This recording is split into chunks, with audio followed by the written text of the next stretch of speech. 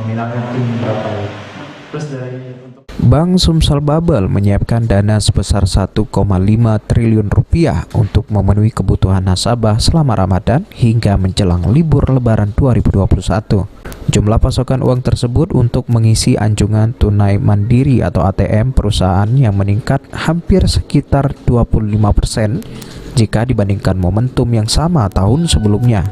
Direktur Utama Bank Sumsel Babel Ahmad Syamsuddin mengungkapkan, saat ini terdapat sekitar 266 jaringan ATM Bank Sumsel Babel yang tersebar di berbagai pelosok daerah siap berfungsi dan memastikan semua mesin ATM milik perusahaan beroperasi penuh dan tidak mengalami kendala saat momen libur Lebaran.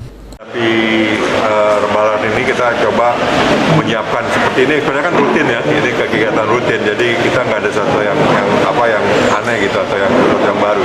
Tetapi kita harus sampaikan ke masyarakat bahwa kita sudah menyiapkan uang tunai sebesar 1,5 triliun rupiah sampai dengan di bulan Ramadan ini, di bulan sampai dengan Hari Raya ini, dan semua ATM sekitar 266 ATM kita siap berfungsi untuk melayani kebutuhan.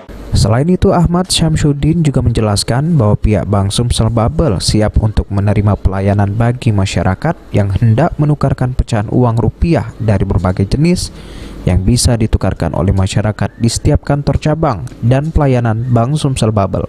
Siap, Bank Sumsel Babel siap di sekitar di 26 cabangnya, di seluruh jaringan kita siap untuk membantu masyarakat, baik yang 50-an, 1000-an dengan berapa ya, 2000-an, 5.000-an kita siap untuk membantu mereka, sampai 100.000-an kita siap, termasuk juga yang 75.000. Tidak ada batasan, Pak ya? Tidak ada batasan, tetapi memang ada KTP-nya. Kalau kita penarikan ada beberapa hal yang ada salah satu yang kita harus penuhi. Okta Alfarisi, PAL TV.